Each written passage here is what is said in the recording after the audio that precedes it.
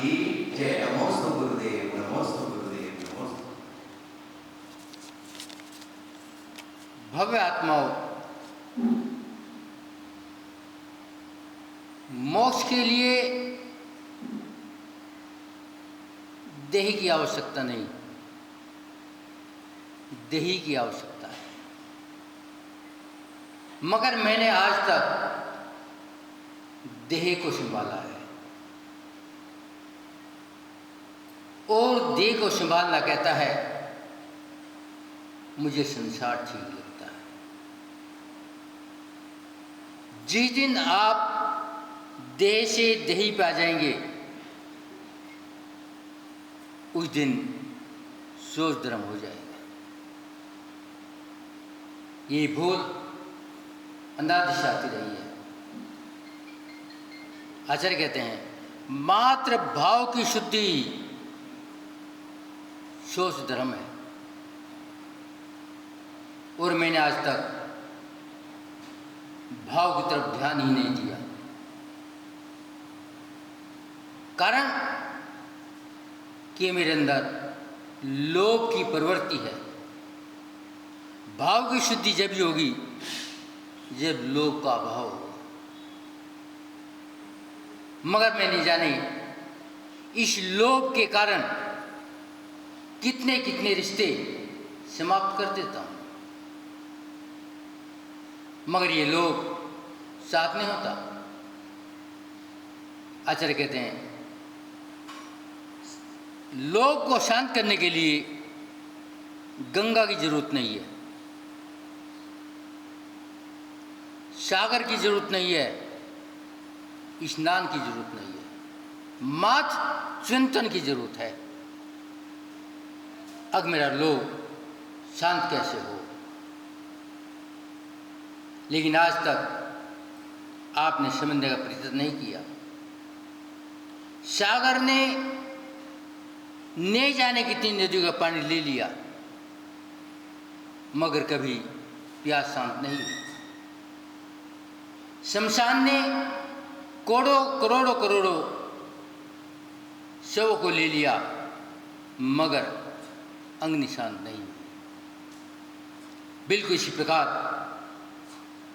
इस जीव ने न जाने कितना कितना भोजन ले लिया, मगर भूख शांत नहीं हुई। नारद कृष्ण ने कहा हे पांडवों, जब पांडव कृष्ण के पास आए, कहा हमने महाभारत में कितनी कितनी हत्याएं की, अपने गुरुओं पर तीर चलाए, पितामह पर तीर चलाए, वो पाप धोना है। और आप भी हमारे साथ चलो। कृष्ण नारायण थे। नारायण का मतलब आत्मा से होता है, और जितने महान पुरुष होते हैं उनकी बात भी महान ही होती है। वे जानते थे जल के स्नान से शुद्धि नहीं होगी, और ये भ्रम है। अब हम महाभारत का पाप धोने जा रहे हैं। तो नारायण कृष्ण ने कहा अभी मैं व्यस्त हूं, क्योंकि मुझे राजकाज देखना है, इसकी जिम्मेदारी है। और आप, मैं प्रतिनिधि देता हूं, आप उसे स्नान करा देना। अब देखो कितनी सोच सुंदर थी। प्रतिनिधि क्या दिया? एक कड़वी तुम भी, क्योंकि चेतना था, उनकी आत्मा को जगाना था। क्यों? क्योंकि उस वक्त से मोक्ष जाना है। अभी निंद्रा में है, अभी वास्तविकता जानी नहीं, जाओ, मेरा आशीर्वाद है, आप इसे स्नान करा देना। पांडवों ने उस कवड़ी तंबी को बुग्गी के सिंहासन में बिठाया और 108 बार गंगा में स्नान कराया और सिंहासन बैठा करके वापसी लाए। नारद ने पूछा, स्नान कराया 108 बार, तब तो शुद्ध हो गई है। हाँ, इसमें कोई भ्रम नहीं है। नारायण ने भोजन पर बैठाया, कड़वी तुम्बी का आहार बनाया, करवाट नहीं गई। तो आज तक हमारे साथ यही तो होता है कि हमने अंदर की पवित्रता नहीं लाए और बाहर की पवित्रता में सारा जीवन गंवा दिया। तो विचार करो, पवित्रता कैसे होगी?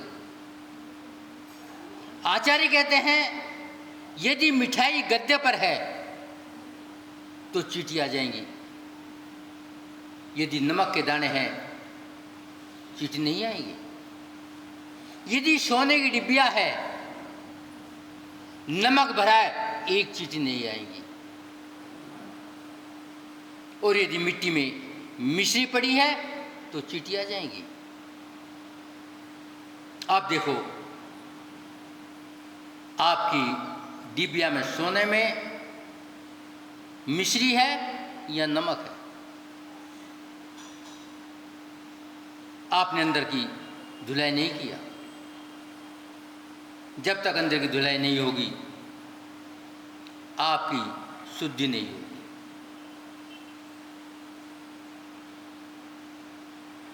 भगवान महाराज योगियों को कहते हैं, हे योगी, कभी धन से धन नहीं बढ़ता, कभी धनवान धनवान नहीं बना सकता। यदि पूर्व में धर्म है तो आज धनवान है, और यदि धर्म नहीं है तो धनवान नहीं होगा। धनवान वही होते हैं जिन्होंने पूर्व में धर्म किया है। हे बाहुबली, तूने अपने बड़े भाई को घुमा दिया और हे भरत, तूने अपने छोटे भाई पर चक्र चला दिया। तुम भगवान हो गए, मोक्ष में हो गए, मगर ये कलंक धुल नहीं सकता।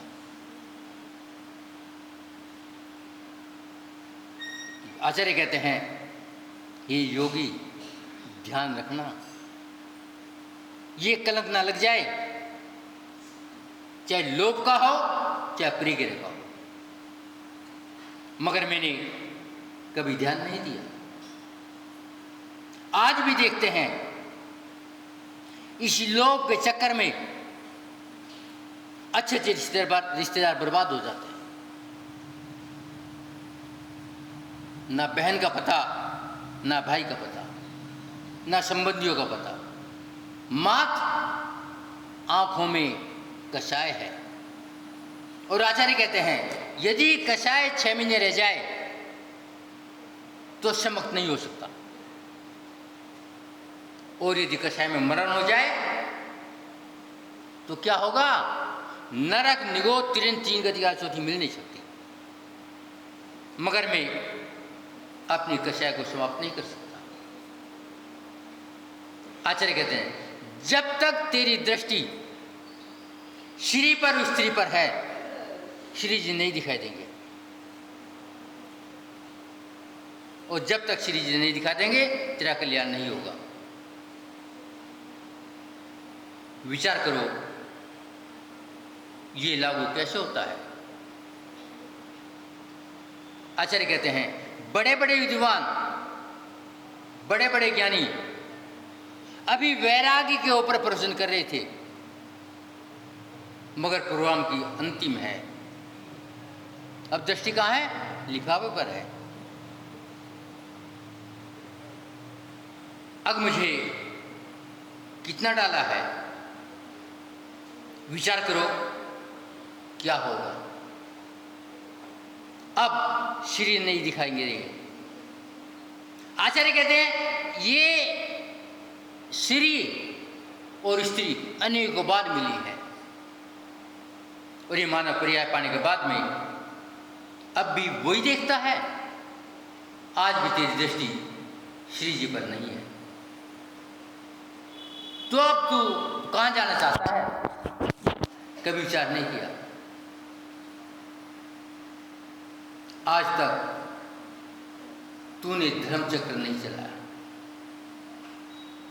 अपनी आत्मा में धर्म को नहीं उतारा।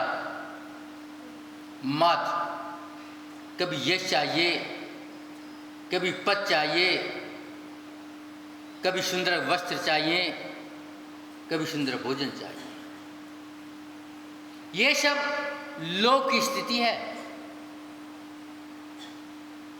मगर ये लोग तुझे कहाँ पहुँचाएगा? विचार तो करो। रावण की विख्याति थी, प्रसिद्धि थी। आचार्य कहते हैं चाहे अग्नि चंदन की है, चाहे बबूल की है, चाहे तिनके की है, हाथ तो जलाएगी। वो लिहाज नहीं करेगी ये लकड़ी की चंदन है या बबूल का है, तू योगी है या भोगी है। यदि कसाय है तो माफ नहीं करेंगी। विचार करो, जब तेरी देह आत्मा से अलग होगी तो साथ में क्या जाएगा? जो कफन तेरे ऊपर डाला है वो भी हटा दिया जाएगा, और तू इतना परिग्रह आरंभ करके पाप करता है वो ही तेरे साथ जाएगा।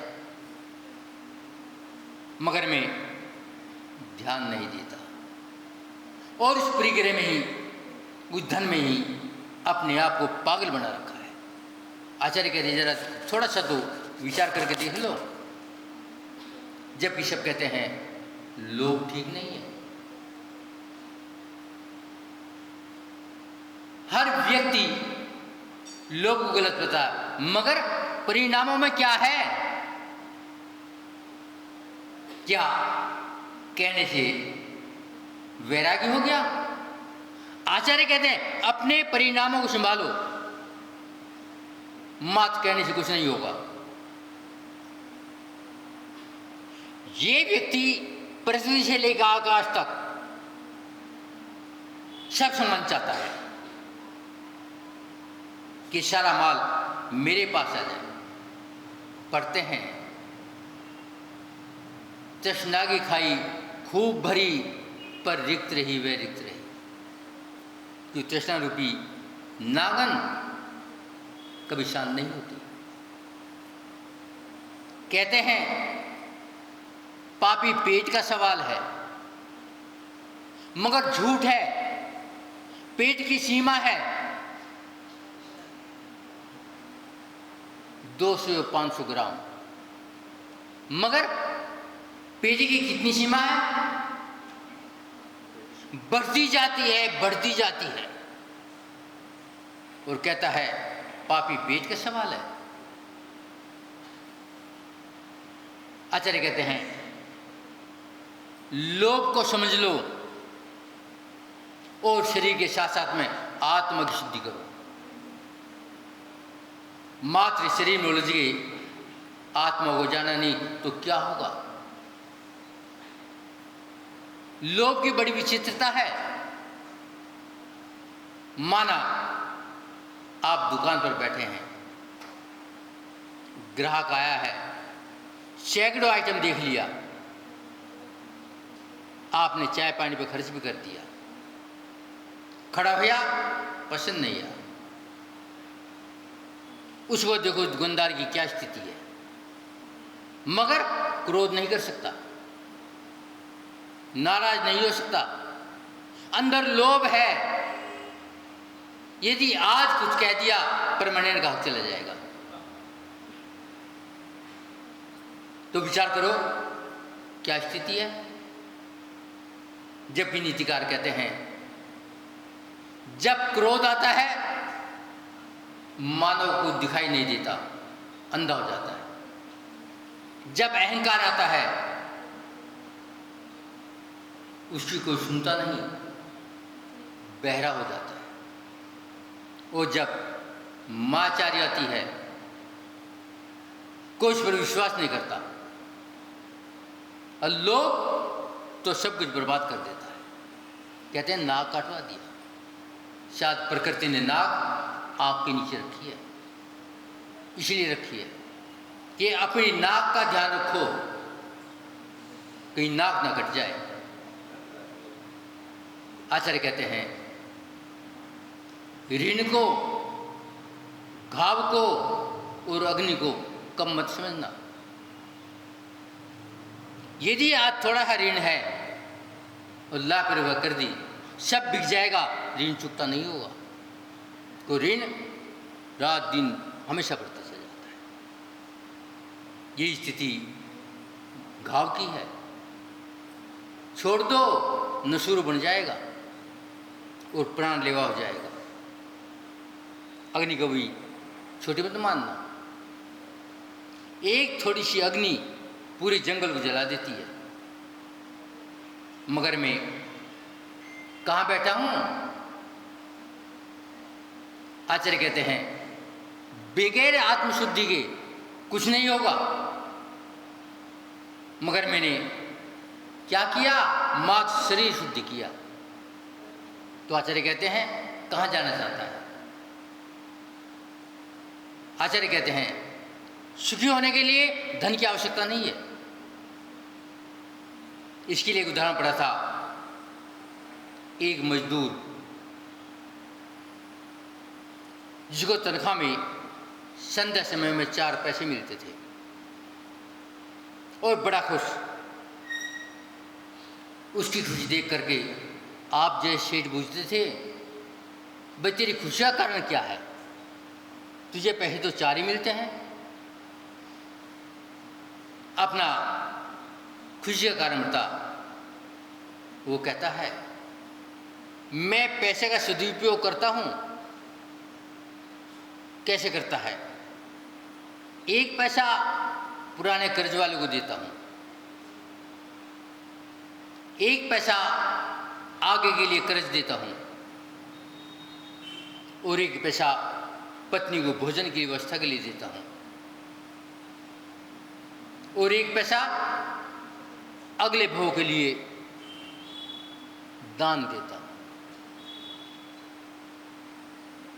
उसने कहा जा स्पष्ट बताओ कैसे किया आपने? अब 4 पैसे में 1 पैसा माँ बाप के लिए खर्च करता हूं, वो मेरे पे पुराना कर्ज है। 1 पैसा अगले बच्चों के लिए पढ़ाई के लिए खर्च करता हूं, वो आगे के लिए अपना खर्च पूरा करता हूं और 1 पैसे में अपना काम चलाता हूं। 1 पैसा दान देता हूं। लेकिन क्या मेरा हिसाब ये है? क्योंकि मेरे पास अलमारी है और अलमारी का साइज तो छोटा है लेकिन हवा की तरफ बढ़ती चली जाती है। तो विचार करो कैसे सुख मिले? मात्र कहने के लिए है गोधन धनगज सब गज धूल समान जब आए संतोष धन। मगर ये कहाँ तक है? किसको संतोष धन आता है? आने दो आने दो आने दो, कोई सीमा नहीं है। इसलिए आचार्यों ने अनुवर्ती बात करी है। आचार्य कहते हैं जब तक दर्पण साफ है तुझे अपनी छवि दिखाई देगी, यदि दर्पण पर धूल है छवि दिखाई नहीं देगी। यदि पानी स्वच्छ है, पानी ठहरा हुआ है तो आराम से अपनी शक्ल देख लेगा, मगर यदि पानी गंधला है, चंचल है, लहर उठ रही है तो छवि नहीं दिखा देगी। और गंदा पानी न पीने काम आएगा न भोजन के काम आएगा। और तेरा बर्तन तो साफ है मगर उसे पानी कौन सा भरा है? गंदा पानी भरा है। तेरी आत्मा में पवित्रता नहीं है। और सबसे पहले हमें अपनी आत्मा को पवित्र करना पड़ेगा। आपने सुना है छलिया रावण के बारे में। सीता जी आराम से बैठी थी मगर छलिया रावण आया, साधु का वेश बना लिया और उठा लिया। मगर अब क्या कहता है, पहले राम को युद्ध में जीतूंगा जब सीता लौटाऊंगा। और इस लोभ के कारण नरक जाना स्वीकार कर लिया, मगर अपने आप को सुधारा नहीं। किस किस को कहें, कोरोग देख लो, ऐसे उनका मामा सुगनी मिल गया और दुर्योधन को भड़का दिया, अपना बिल्कुल एक एक तिनका नष्ट कर दिया, मगर अपनी कसाई को नष्ट ना कर सके। आचार्य कहते हैं जब किसी वस्तु पर आकर्षण होता है, उसकी तरफ खिंचाव होता है और खिंचाव होने के बाद में हम उस वस्तु को पाना चाहते हैं, और ये पाना ही तो लोभ है। जबकि मेरे पास जितनी वस्तु है वो पर्याप्त है। आप विचार करो, हमें क्या चाहिए? मात्र बदन ढकने के लिए वस्त्र चाहिए, सिर को एक झोपड़ी चाहिए, पेट को भोजन चाहिए। मगर प्रकृति ने आपके ऊपर कितना एहसान किया है। जो चाहिए आराम से मिलता है। भोजन से जरूरी पानी है, प्रकृति ने पानी सुलभता से फ्री में दिया है।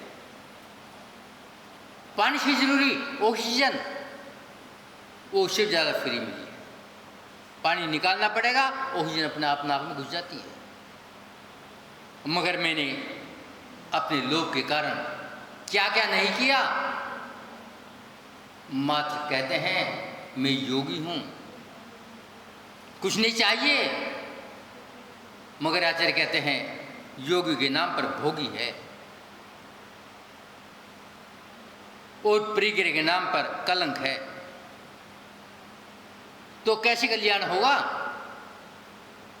जबकि जब तू जाएगा इस शरीर को छोड़ेगा, तेरे साथ क्या जाएगा? मां तेरा पाप और पुण्य तेरे साथ जाएगा, मगर देखना नहीं चाहता। पूजा होगी बाकी अभी भैया?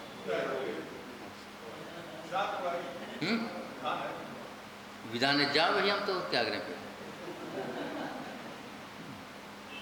एक छोटी सी बात बताता हूं। एक शेख साहब अपार धन ब्याज का काम करता है। आज तक अपने बेटों को अलमारी तक दिखाई नहीं। चाबी देना तो बहुत दूर की बात है। 4 बेटे, और आज अंतिम समय पे मृत्युशैया पर पड़ा है। चारों बेटे उसके चारों तरफ बैठे हैं। लेकिन ध्यान अलमारी पर है। एक बेटा कहता है, पिताजी भगवान की याद करो, अंतिम समय है। पिताजी कहते हैं, तुमने अच्छे समय याद हुआ, भगवान दास के पास जा, अभी 2 साल से ब्याज नहीं दिया, जल्दी जाओ।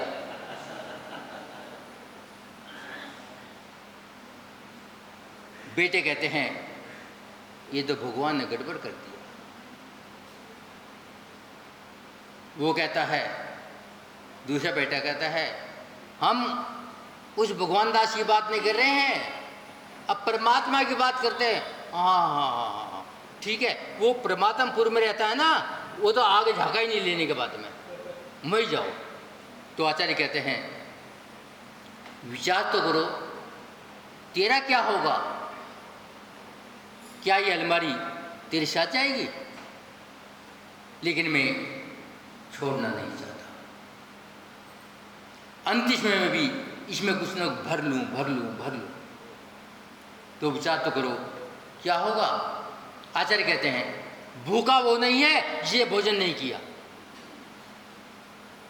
और ना भूख है ना खाना चाहता है। कोई 10 दिन का उपवास कर रखा, उन्हें भोजन चाहिए ही नहीं। भूखा वो है जिसकी थाली लगी है, 2 लड्डू खा लिए हैं, 2 लड्डू थाली में लगे हैं, और परोसने वाले क्या 2 और कम पड़ेंगे। भूखा वो है। तो कहने का मतलब है, हम अपने आप को देखें और समझने का प्रयत्न करें, ये जीवन दोबारा नहीं मिलेगा। अब मिलेगा तो कब मिलेगा? हमेशा शरीर को देखा है, कभी शरीर के अंदर बैठने वाली परमात्मा को नहीं देखा। जबकि जानते हैं शरीर यहीं रह जाएगा, वो शरीर के अंदर वाला जाएगा और वो अंदर वाले परमात्मा बनेगा। ये राख शरीर बन जाएगा, मगर मैं शरीर की देखभाल करता हूँ। आचार्य कहते हैं, एक पश्चिम में विचारक हुआ है काली, उसने बताया है ये धन भाई से भाई को घृणा पैदा करवा देता है, परिवार को छुटवा देता है, संबंधियों को छुटवा देता है। और तू अभी लालच में पड़ा है, लोग तेरे ऊपर सिर पर सवार है। आचार्य कहते हैं, छोड़ दे, अभी जीते जी छोड़ दे, नहीं तो छोड़ना होगा। ओम शांति।